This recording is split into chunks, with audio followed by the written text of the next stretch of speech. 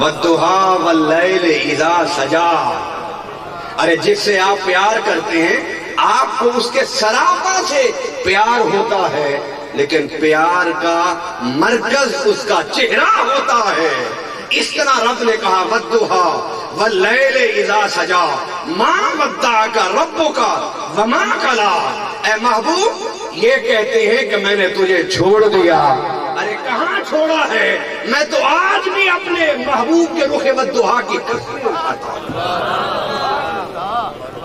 والضحا قسم ہے تیرے چمکتے ہوئے چہرے کی، واللیل اذا سجا، ذرا توجہ میری طرف اس انداز سے رکھیے کہ بیٹھے یہاں ہوں اور حاضری آپ کی گنبد خضرا پر ہو تو پھر دیکھیے میری اس نقطے کو کس طرح آپ سمجھتے ہیں۔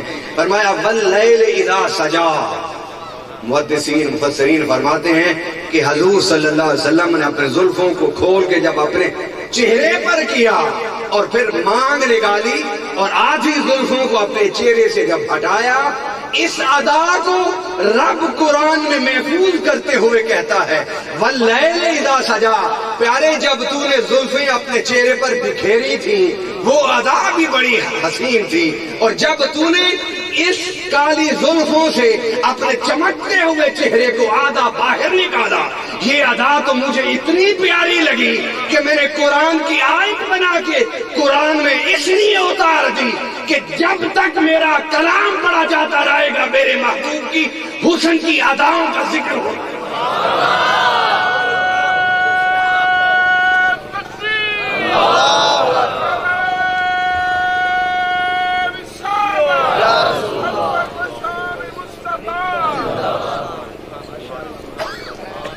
ما ودعک ربک وما قلی، نہ تیرے رب نے تجھے چھوڑا ہے اور نہ تیرا رب تو سے خفا ہوا۔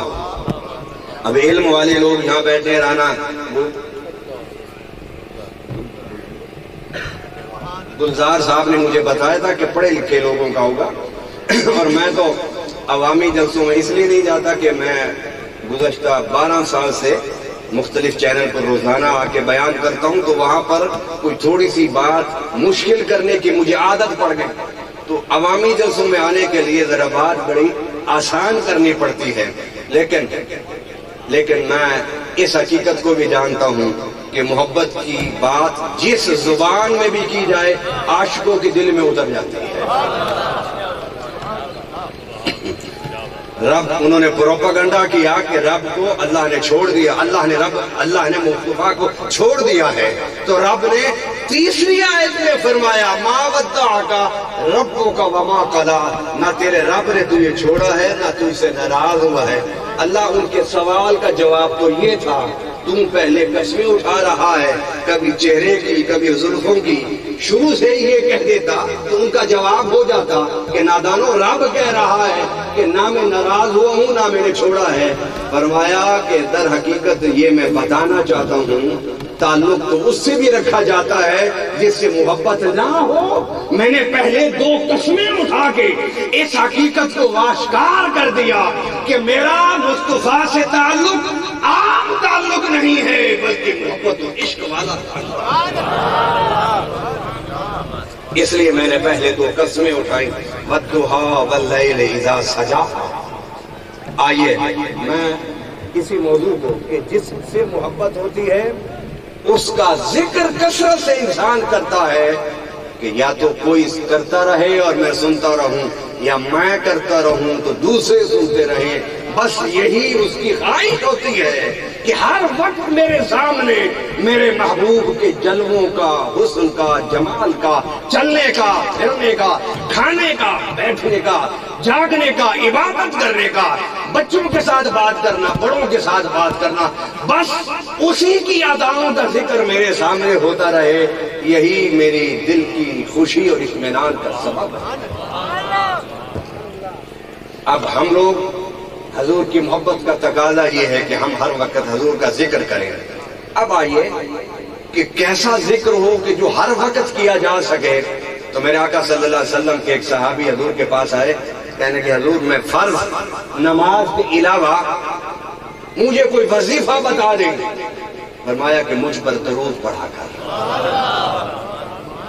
صحابی بیٹھے بیٹھے کہتے حضور فرضوں کے علاوہ میں ایک اپنے زندگی کا روزانہ کا ایک حصہ آپ پر درود و سلام پڑھوں گا. میرے آقا نے فرمایا اور اس میں اضافہ کر. اس نے کہا حضور 2 حصے. میرے آقا نے فرمایا اور اضافہ کر. اس نے کہا حضور آپ یہ چاہتے ہیں کہ میں ہر وقت آپ کے ذکر میں ہی رہوں، تو میں آپ سے وعدہ کرتا ہوں کہ فرض پڑھنے کے بعد میرا ہر وقت میری زبان پر اگر ہوگا تو صرف اور صرف آپ کا نام نامی ہوگا. اور یہ جو شہد کی مکھی ہیں یہ کوئی میٹھا رس نہیں چوستی، یہ کڑوا بھی چوستی ہیں، یہ پھیکا بھی چوستی ہیں، یہ نمکین رس بھی چوستی ہیں.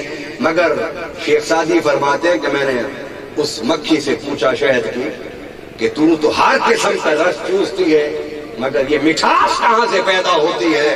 تو اس نے کہا کہ میں رس چوس کے اپنے چھتے پر جا کے بیٹھ جاتی ہوں اور ذکر محمد کرتی ہوں. تو اللہ ذکر محمد کے صدقے میں میرے اس پھیکے نمکین کڑوے رس میں مٹھاس پیدا کر دیتا ہے. اگر آپ چاہتے ہیں کہ ہماری زندگیوں سے تلخییں دکھوں کی پریشانیوں کی نکل جائیں تو میں وظیفہ بتا کے جا رہا ہوں کہ صحابی کے اس عمل کے مطابق، حضور کے اس خواہش کے مطابق آپ اپنا سارا وقت حضور پر درود و سلام پڑھتے ہوئے گزاریے. انشاءاللہ آپ کی زندگی سے ساری تلخیاں مٹ جائیں گی.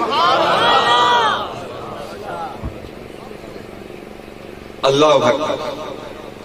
اب آئیے کہ ذکر کے بعد دوسرا پہلو ہے احترام. بس احترام کی بات کر کے میں انشاءاللہ اپنے وقت مقررہ میں اپنے گفتگو کو سمیٹوں گا. احترام کی بات کر رہا ہوں. اب احترام کی طرف آئیے. احترام کا ایک بڑا مثال صلح حدیبیہ کے موقع پر ادھر کفار کا لشکر ہے، ادھر حضور جلوہ گر ہے، اور وہ کافر کہہ رہے ہیں کہ ہم آپ کو مکہ عمرہ کے لیے نہیں جانے دیں گے. حضور صلی اللہ علیہ وسلم نے ان سے سلح نامہ لکھا. اسی دوران نماز کا وقت ہو گیا. نماز کے لیے حضور صلی اللہ علیہ وسلم نے وضو فرمایا، اور جب وضو کے لیے صحابہ پانی لائے تو کیا دیکھا کافروں نے کہ حضور صلی اللہ علیہ وسلم کے سارے صحابہ نے حضور صلی اللہ علیہ وسلم کے وضو کرتے ہوئے نیچے اپنے ہاتھوں کو بچھا دیا اور زمین تک ہاتھ بچھ گئے. وہ کافر جو بعد میں مسلمان ہو گئے تھے وہ سناتے ہیں، بخاری شریف کی حدیث ہے، جب ہاتھ بچھ گئے تو کہنے لگے ہم دیکھنے لگ گئے کہ اب ہوتا کیا ہے. تو کیا ہوا کہ حضور صلی اللہ علیہ وسلم نے وضو کرنا شروع کیا اور صحابہ اپنے ہاتھوں پر حضور کے وضو کا پانی لیتے تھے اور پھر کیا کرتے تھے؟ اپنے چہرے پر ملتے تھے، اپنے سینے پر ملتے تھے، اپنی گردنوں پر ملتے تھے، اپنے بازوؤں پر ملتے تھے. کسی نے ان سے پوچھا کہ تمہیں اس ادب کا کیا فائدہ ہوگا کہ حضور کے وضو کا پانی سمجھتے ہیں آپ؟ اس میں کلی حضور فرماتے ہیں، ناک مبارک صاف فرماتے ہیں، چہرے وضحا پر پانی ڈالتے ہیں، چمکتی ہوئی بازوؤں پر ہاتھوں پر پانی ڈالتے ہیں، پاؤں مبارک دھوتے ہیں. وضو کا پانی صحابہ اپنے ہاتھوں پر لیتے، اپنے چہرے پر ملتے. پوچھنے والے نے پوچھا یہ کیوں ملتے ہو؟ ان کا اس کے 2 فائدے ہیں. ایک فائدہ یہ کہ جس جسم سے حضور کے وضو کا پانی لگ جائے وہ دنیا میں ساری بیماریوں سے پاک ہے.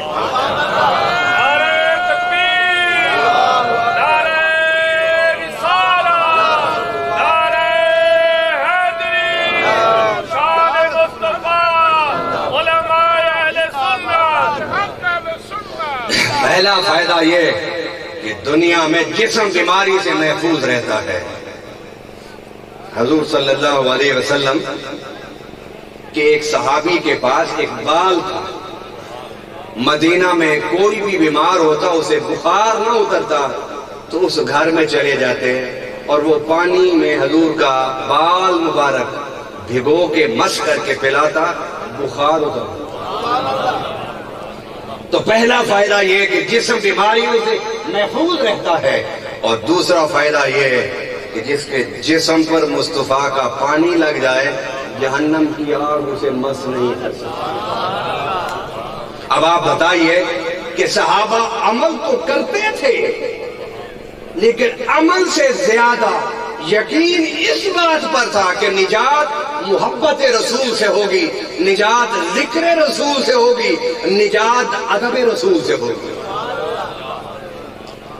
अब वो वापस गए और उन्होंने काफिरों से कहा कि शुरू कर लो और भागने की करो यहां से। उन्होंने कहा क्यों, हम कोई कमजोर तो नहीं उनसे। उन्होंने कहा कमजोर नहीं हो, मैंने कैसरो किसरा के महल्लात में बादशाहों का अदब देखा है।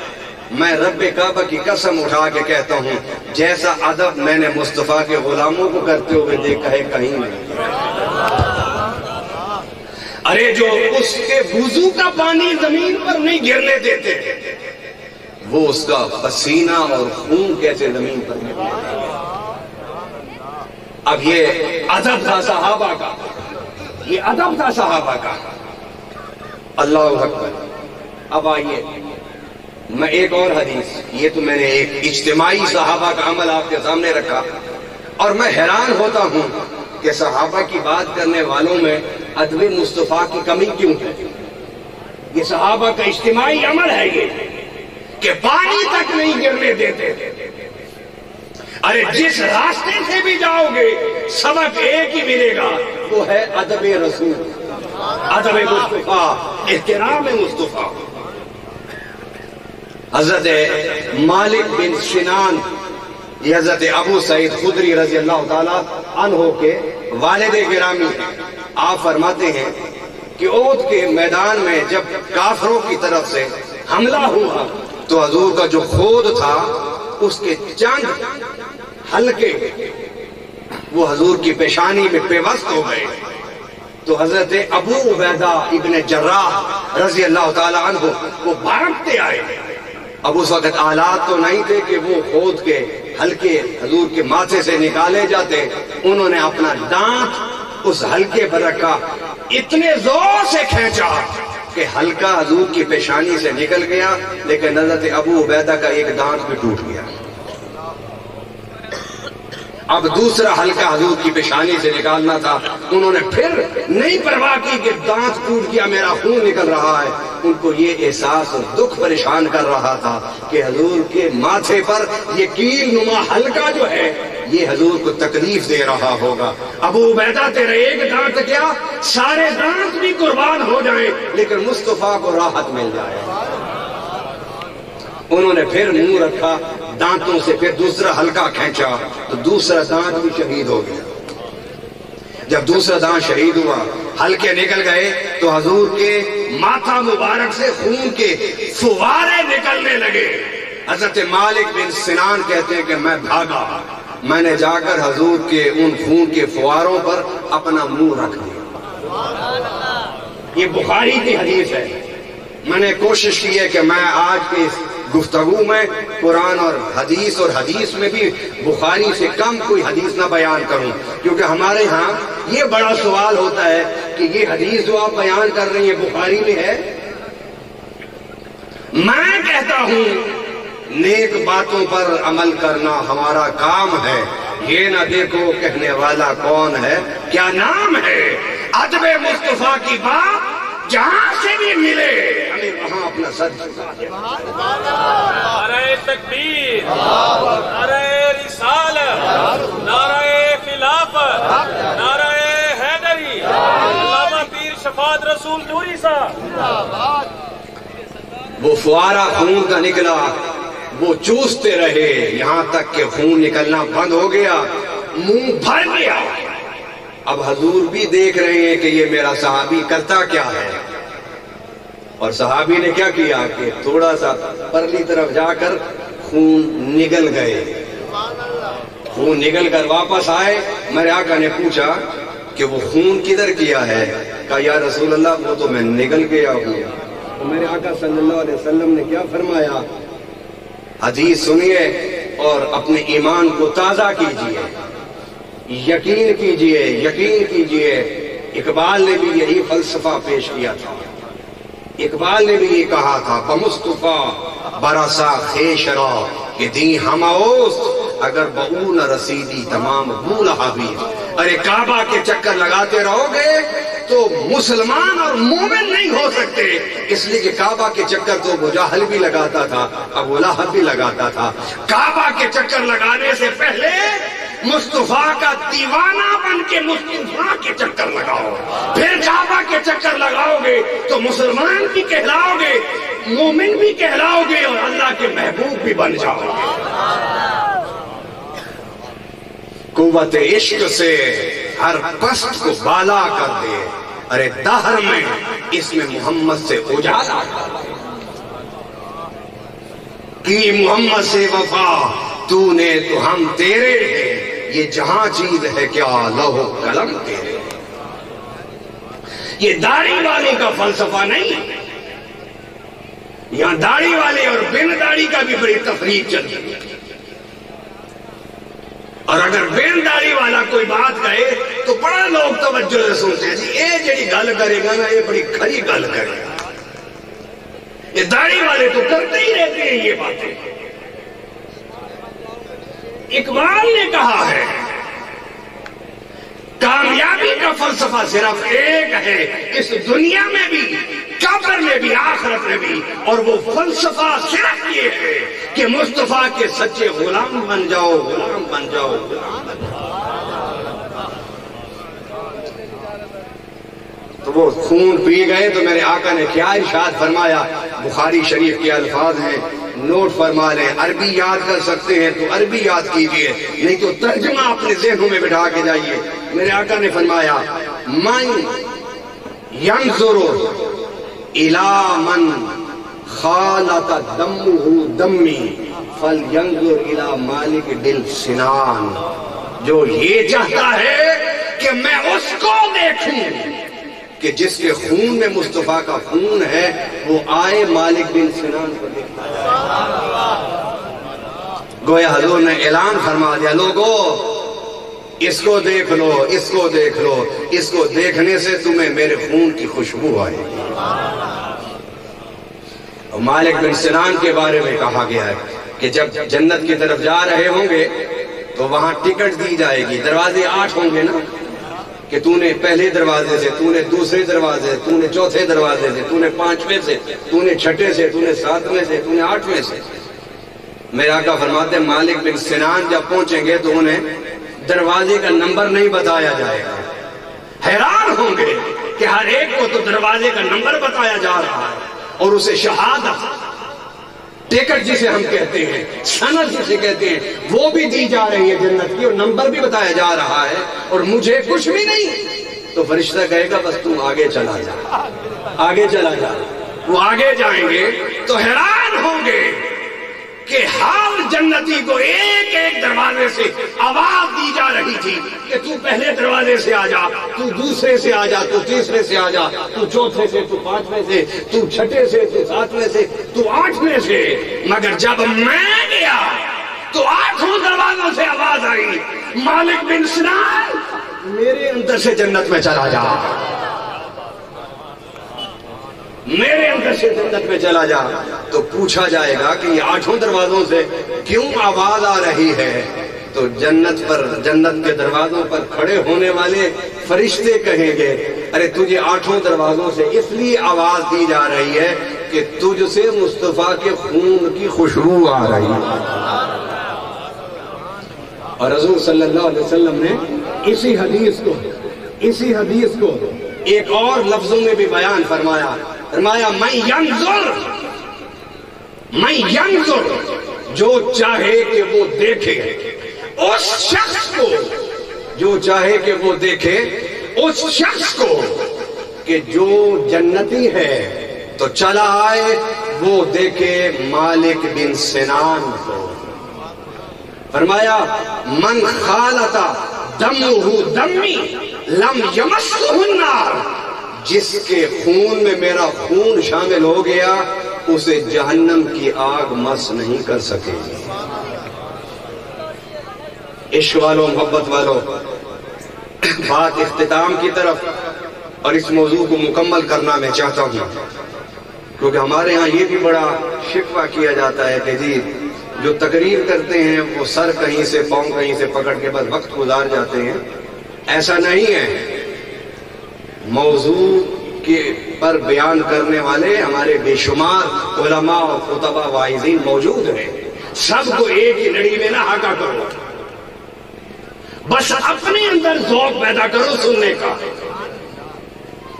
ہمارے ہاں کیا ذوق ہے کہ مسجد میں تقریر شروع ہوتی ہے 1 بجے، ختم ہوتی ہے 1:40 پر. گھڑی دیکھ رہے ہوتے کہ 1:40 ہو گیا، اور پھر بھی نہیں جاتے مسجد میں 40 پر بھی. کہتے ابھی تو اذان ہونی ہے، سنتیں ہونی ہے، خطبہ ہونا ہے. 10 منٹ نعوذ باللہ ہمارے اور ضائع ہو جائیں گے، کیوں نہ ہم وہ بھی بچا لیں. حسن ذوق پیدا کرو، حسن ذوق. تو پھر ممبر پر بیٹھنے والے آپ کو ایسے لوگ مل جائیں گے کہ جو اپنے موضوع سے انصاف کرنے والے. جب آپ لوگ اذان پر آنے والی عادت ڈالو گے تو پھر ممبروں پر بیٹھنے والے بھی وہی ہوں گے جو علمی طور پر یتیم ہوں گے. محبت کا جب مزہ ہے کہ دونوں ہو بے قرار، دونوں طرف ہو آگ برابر لگی ہوئی. حضور کو تو ہم سے محبت ہے ہی ہے، فرق اور کمی ہماری طرف سے ہے. کاش ہمارے سینوں میں بھی اتنی ہی محبت ہو جائے جتنی اللہ نے حضور کی امت کی محبت حضور کی امت کے دل میں رکھی.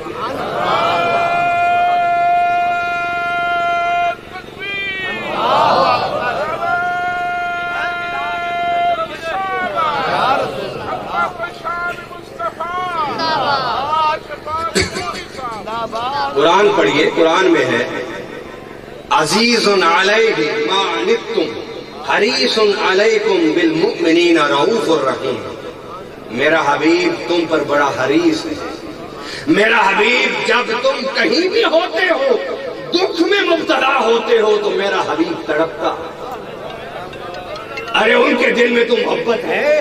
پیدا ہوئے تو سر سجدے میں رکھ کے دعا کر رہے تھے، اللہ نیک تو جنت میں چلے جائیں گے، مجھے اس ولادت کے وقت اگر کوئی غم کھائے جا رہا ہے تو وہ اپنے گناہگاروں کا غم ہے.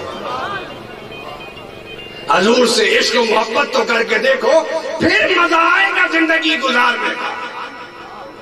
آئیے میں اس حدیث کو مکمل کر کے اپنے بات کو ختم کرنا چاہتا ہوں. فرمایا کہ جس کے جسم میں میرا خون ہوگا اسے جہنم کی آگ مس نہیں کرے گی. اور چند قطرے مالک بن سنان کے خون میں گئے تو 8 دروازے جنت کے اس کو آوازیں دے کے بلا رہے ہیں. ارے جب چند قطروں کی یہ شان ہے تو وہ حسن حسین جن کا سراپا مصطفیٰ کا خون ہے ان کی کیا شان ہوگی. اس لیے تو میرے آقا نے فرمایا الحسن والحسین سیدہ شباب اہل جنہ. اس کے جسم میں میرے چند قطرے گئے، یہ جنتی بن گیا، اور جس سراپا میں میرا خون ہے وہ جنتیوں کے سردار. وہ جنتیوں کے، ارے جنتیوں کے سردار امام حسن حسین نہیں ہوں گے تو اور کون ہو؟ اور آپ کی سرداری کو صحابہ نے دنیا میں تسلیم کیا ہے. حضور کا جب وصال مبارک ہو گیا تو حضرت ابو بکر ممبر پر بیٹھ کے خطبہ دے رہے تھے. کیا دے رہے تھے؟ خطبہ. تو امام حسن حسین تیار ہو کے سرما لگا کے کپڑے پہن کے باہر نکلا کرتے تھے. حضور کے ممبر پر بیٹھ کے حضور کا خطبہ سنتے تھے. بچے شہزادے دونوں باہر نکلے تو دیکھا کہ حضور ممبر پر جلوہ گر نہیں ہے.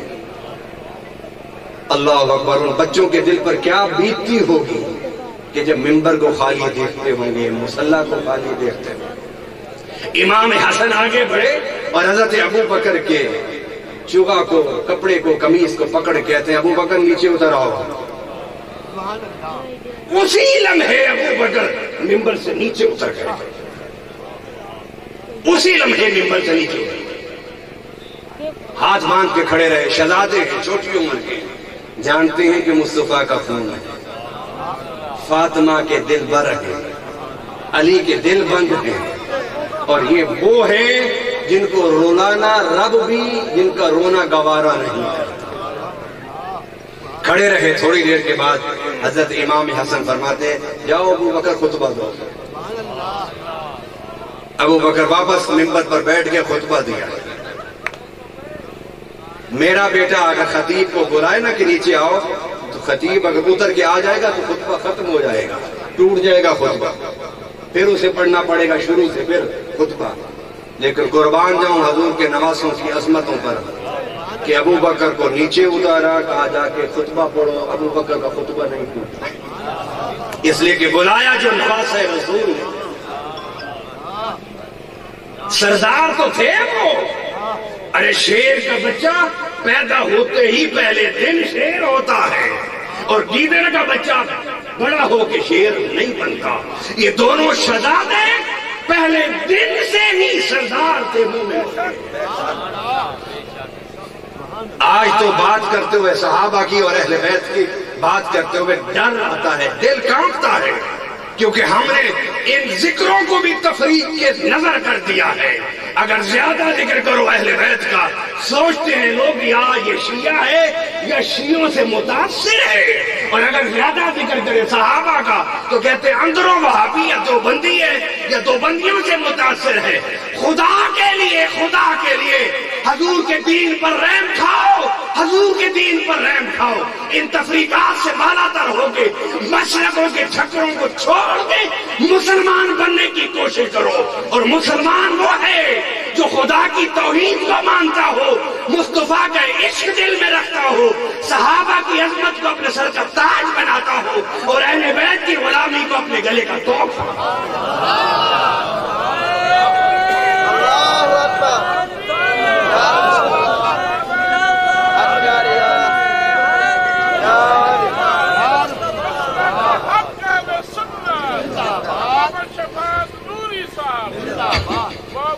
اللہ اکبر. تو حضرت عمر فاروق رضی اللہ تعالیٰ عنہ کی خلافت کا زمانہ تھا. آپ کے بیٹے عبداللہ ابن عمر رضی اللہ تعالیٰ عنہما باپ سے ملنے کے لیے گئے تو خیمے سے باہر ان کو روک دیا اور کہا کہ آج امور ریاست میں وہ مصروف ہیں، آج ملاقات نہیں ہو سکتی. واپس چلے گئے. تھوڑے فاصلے سے حضرت امام حسن ملنے کے لیے آ رہے تھے. امام حسن نے جب سنا کہ حضرت عمر مصروف ہے تو وہ وہیں سے واپس چلے گئے. تو خادم نے جا کر اندر بتایا کہ میں نے آپ کے شہزادے کو کہا عبداللہ آپ کے ابا آج مصروف ہے، ملاقات نہیں ہو سکتی. تو نواس رسول واپس چلے گئے. عمر فاروق رضی اللہ تعالیٰ عنہ مراد رسول رضی اللہ تعالیٰ عنہ، سسر رسول رضی اللہ تعالیٰ عنہ، کام نہیں چھوڑا اور باہر آئے.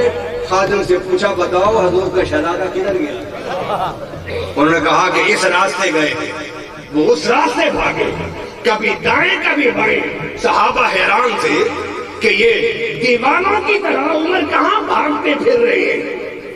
تو راستے میں ایک چوراہے پر نواس رسول مل گئے اور جا کر ان کو معانقہ کیا. ہاتھ چومے.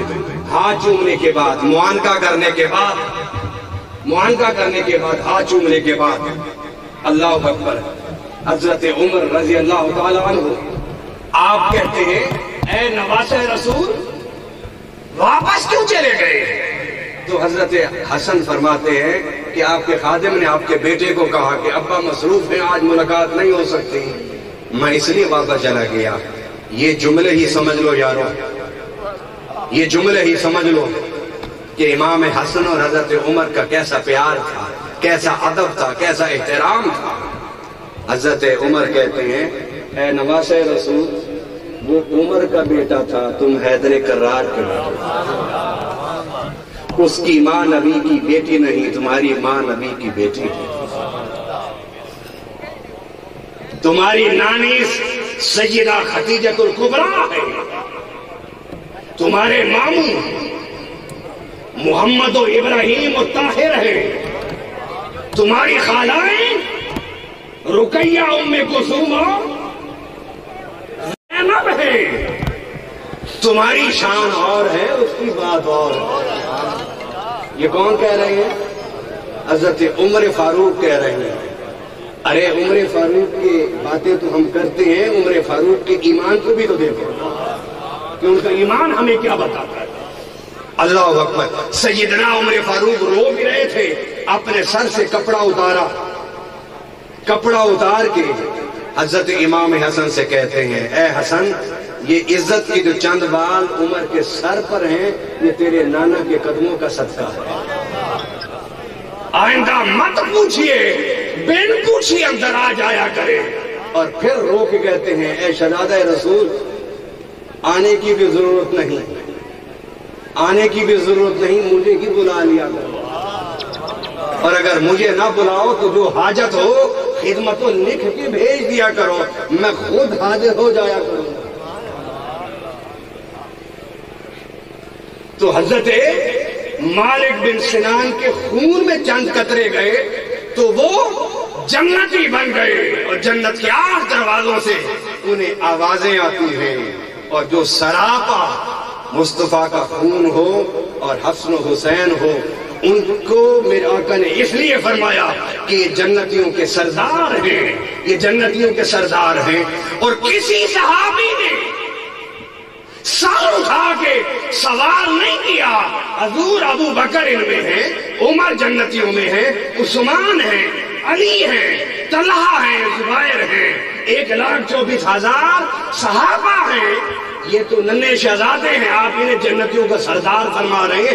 کسی نے سوال نہیں کیا، اس لیے کہ صحابہ کے لیے مصطفیٰ کی زبان سے نکلی ہوئی بات حرف آخر ہوتی، حرف آخر ہوتی تھی۔ اللہ اکبر۔ حضرت ابو عبیدہ کے 2 دانت ٹوٹے اس موقع پر کہ انہوں نے وہ کیل نکالا کھود کا حضور کی پیشانی مبارک سے، اور ایک کرن میں بیٹھا ہوا، نہیں سمجھے، یمن میں بیٹھا ہوا دیوانہ تھا، یمن میں بیٹھا ہوا ایک دیوانہ جس کا نام اویس کرنی تھا، اس تک خبر پہنچی کہ حضور کے دانت مبارک شہید ہو گئے۔ اویس بے خود ہو کے ایک دانت توڑ دیا، بے خود ہو گئے، ایک دانت توڑ دیا۔ پھر سوچا کہ حضور کا یہ نہیں تو شاید یہ ٹوٹا ہوگا، وہ دانت توڑ دیا۔ پھر کہا شاید یہ دونوں نہیں ہوں گے، 7 والا توڑ دیا۔ توڑتے توڑتے 32 دانت حضور کے عشق میں قربان کر دیے، قربان کر دیے 32 دانت حضور کے عشق میں قربان کر دیے، دانت قربان کر دیے۔ اور ماں کا ادب کتنا، ماں کا ادب کتنا کہ صحابی نہیں بن سکے ماں کے ادب اور اطاعت کی وجہ سے، تابعی بڑا دل میں تڑپ تھی کہ حضور کا دیدار کروں۔ ماں کی خدمت میں رہتے تھے، صبح و شام ان کو نہلانا، ان کو کھانا کھلانا، ان کے کپڑے صاف کرنے، تو رو رو کے کہتے تھے اماں مجھے اجازت دے دے، میں آقا کا دیدار کر رہا ہوں۔ ماں نے کہا بیٹا پھر ایک شرط پر تجھے اجازت دیتا ہوں، ایک شرط پر اجازت دیتا ہوں، اور وہ شرط یہ ہے کہ مدینہ سیدھا مسجد نبوی میں جانا، حضور بیٹھے ہوں تو مل لینا، نہ بیٹھے ہوں تو واپس۔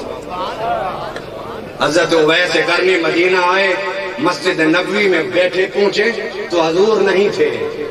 اب انہوں نے کہا حضور باہر تشریف لے گئے، کہنے لگے باہر جا کے میں تلاش نہیں کر سکتا، اس لیے کہ ماں سے وعدہ کر کے۔ ارے یورپ اور امریکہ کی ثقافتوں کی طرف نہ دیکھو، اپنے واپس پلٹو مدینہ کی ثقافت کی طرف۔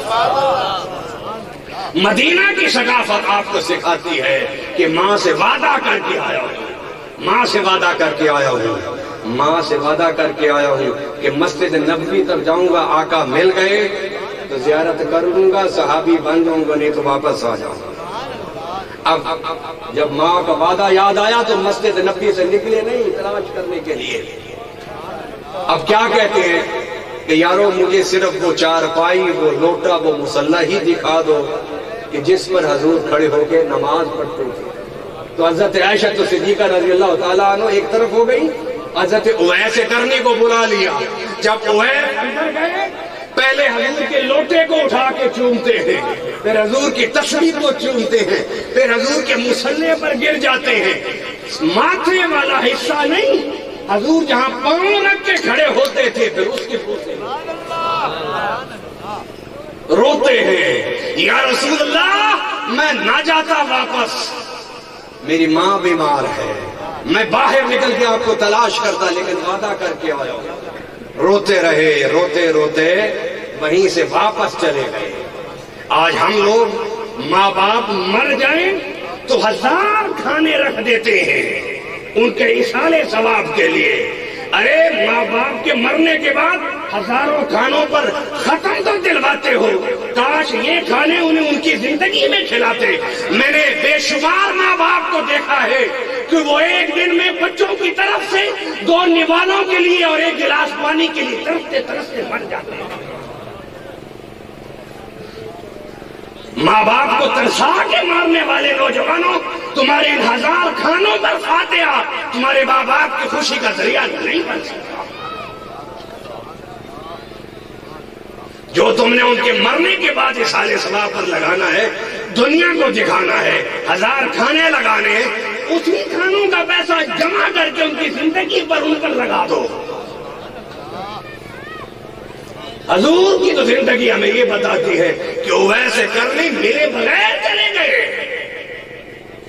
اور تابعی رہے، صحابی نہیں بنے۔ حضور تھوڑی دیر کے بعد آئے تو کیا فرمایا؟ فرمایا عائشہ مجھے اپنے کسی عاشق کی خوشبو آ رہی ہے۔ عرض کی حضور ایک عاشق آیا تھا دیوانہ، نام کا تو مجھے نہیں پتا، آپ نہیں تھے، وہ کہنے لگا میں ماں سے وعدہ کر آیا ہوں۔ ماں سے وعدہ، خدا کے لیے ماں سے وعدے جو ہیں انہیں یاد رکھو۔ اگر ماں کے ساتھ وعدے آپ نے نہیں بھی کیے تو اللہ نے آپ سے کچھ وعدے کرائے ہوئے ہیں۔ وَقَضَىٰ رَبُّكَ أَلَّا تَعْبُدُوا إِلَّا إِيَّاهُ وَبِالْوَالِدَيْنِ إِحْسَانًا۔ قرآن آگے کہتا ہے ارے ان کی نافرمانی تو دور کی بات ہے، ان کے سامنے وہ جملہ بھی منہ سے نہ نکالو جس سے ان کا دل دکھ جائے۔ اللہ اکبر۔ آئیے، کہا کہ ایک عاشق تھا، حضور اندر آیا تو کبھی لوٹا چومتا، کبھی تسبیح چومتا، آپ کے مصلے کے جو پاؤں کا سمت تھا وہ چومتا رہا اور رو رو کے چلا گیا، کہنے لگا کہ میں اپنی ماں سے کیا ہوا وعدہ نہیں توڑ سکتا۔ ارے واپس چلے گئے، توجہ میری طرف رہے، اس لیے کہ میں موضوع کو آخری جملوں پر لا رہا ہوں، آخری جملوں پر لا رہا ہوں۔ واپس چلے گئے۔ حضور صلی اللہ علیہ وسلم جب دنیا سے جانے لگے تو آپ نے اپنی کملی دی اتار کے، ابو بکر عمر تم دونوں آؤ، یہ میری کملی ہے، کالی کملی میری، جس کالی کملی کے بوسے لینے کے لیے عرش کا جبرائیل بھی ترستا ہے۔ یہ میری کالی کملی ہے، یہ میرے عاشق اویس کو دینا۔ یہ جملہ تو ایک عام سنتے رہتے ہیں، اگلا جملہ دیکھ سنو، اس میں بھی کوئی کم عزت شرط نہیں کہ حضور اپنے جسم سے مست شدہ کملی دے رہے ہیں کہ میرے عاشق اویس کو دینا، اور اسے بٹھا کر کہنا کہ میری امت کے گناہگاروں کے لیے دعا۔ یہ رتبہ کسے ملا؟ یہ اسے ملا کہ جو نبی کا عاشق تھا، ماں کا فرمانبردار، اور کہا کہ اسے کہنا کہ میری امت کے گناہگاروں کے لیے دعا کر دو۔ اور ابو بکر عمر تم بیٹھ کے اس کی دعا پر آمین کہنا، آمین کہنا۔ اب وہی اویس سب سے آخر میں جنت میں جائیں گے، کھڑے ہوں گے سارے، تو بھی جا، تو بھی جا، تو بھی جا، سارے نیکوکار سب، کوئی اپنے نیکیوں پر، کوئی اپنے عمل پر، کوئی اپنے ایمان پر، کوئی اپنی محبت پر، کوئی حضور کی شفاعت کے صدقے میں جنت میں جا رہے ہوں گے۔ اویس کو روک لیا جائے گا، اویس رک جاؤ، اویس رک گئے۔ عرض کریں گے حضور سارے چلے گئے، مجھے کیوں روکا جا رہا ہے؟ اویس کے دل میں، کہتے ہیں کہ میرے دل میں ایک دھڑکا نہیں ہوتا، دھڑکا تو ہوتا ہے نا۔ حضرت عمر فاروق رضی اللہ تعالیٰ نے کیا فرمایا؟ فرمایا کہ مجھے اللہ کی رحمت پر اتنا یقین ہے کہ رب اگر دے کہ میں نے سب کو جہنم میں بھیج دیا، ایک کو جنت میں، تو میں کہوں گا مجھے یقین ہے کہ وہ جنتی ایک میں ہی ہوں، اور رب کہے کہ میں نے سب کو بخش دیا، ایک کو نہیں بخشا، تو میرے دل میں خدا کا خوف اتنا ہے کہ میں گمان کروں گا کہ شاید وہ ایک میں ہی نہ ہوں۔ کسی کو اللہ کی رحمت پر یقین تو ہو سکتا ہے، دعوے نہیں کوئی کر سکتا۔ یہ جو آج پیر بیٹھے ہوئے ہیں نا، جنت کی ٹکٹیں اپنے مریدوں میں بانٹ رہے ہیں، یہ گمراہی کے اڈے ہیں۔ یہ کسی پیر کو یہ اجازت شریعت نہیں دیتی کہ وہ مریدوں میں جنت کی ٹکٹیں باندھے۔ ارے خود پیر کا نہیں پتا کہ وہ جنتی ہے بھی نہیں، لیکن نیکوکاروں کے بارے میں ہمارے عقائد یہ کہتے ہیں کہ حسن ظن رکھو کہ اس کی زندگی اچھی تھی تو اس کی موت بھی اچھی تھی۔ یہ عقیدہ ہے۔ اللہ اکبر۔ اویس کو جب حضور کہیں گے ٹھہر جاؤ، اللہ کہہ رہا ہے ٹھہر جاؤ، حضرت اویس کہتے ہیں مجھے تڑکا لگے گا دل میں، خیال آئے گا خدا جانے کوئی میرا عمل تو ایسا نہیں جس کی وجہ سے مجھے جنت سے روکا جا رہا ہے۔ حضور نے فرمایا نہ اویس اس لیے نہیں، اللہ یہ چاہتا ہے کہ جب جنتی جنت میں چلے جائیں آخر میں تو جانا، تو جاتے ہوئے جو باقی بچے کھچے رہ جائیں گے جنت سے ان کو بھی ساتھ تجھے اس لیے روکا ہے کہ حضور کی امت کا کوئی فرد بھی جنت میں جانے سے نہ بچ جائے۔ گویا حضور کے گناہگاروں پر رحمت کا جھاڑو اللہ پھیروائے گا تو اویس کرنی کی آنکھوں سے، اور یہ اویس کرنی وہ ہیں جو ماں کے با ادب تھے، ماں کی خدمت گزار تھے۔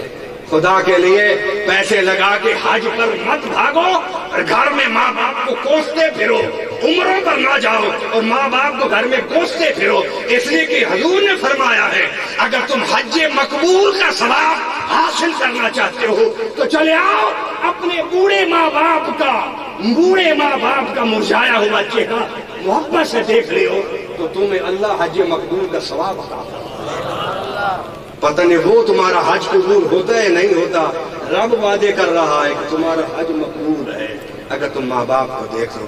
اللہ تعالیٰ سے میری دعا ہے کہ اللہ تعالیٰ رانا محمد اقبال نور مرحوم ایڈوکیٹ کو قبر میں اس محفل کے صدقے میں جس میں حضور کا ذکر ہوا، ثنا خوانی ہوئی، تلاوت ہوئی، اس ذکر کے صدقے میں ان کے درجات کو بلند فرمائے۔